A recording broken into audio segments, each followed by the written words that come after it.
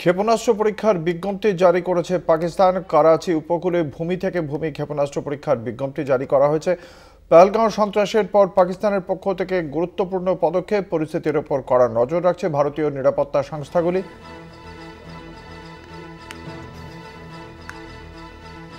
আপনাদের জানিয়ে রাখি,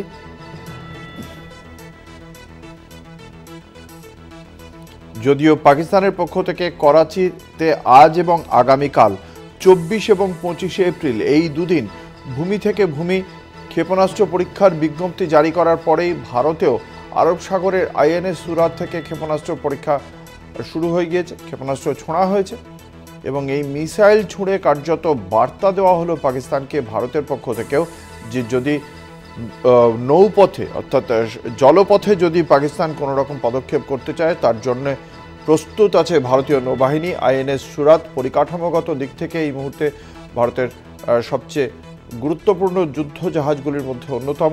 এই আইএনএস সুরাতের পক্ষ থেকে আজ যে মিসাইল ছোঁড়া হয়েছে পাকিস্তানের করাচি উপকূল থেকে ক্ষেপণাস্ত্র ছোড়ার পাল্টা জবাব হিসেবে।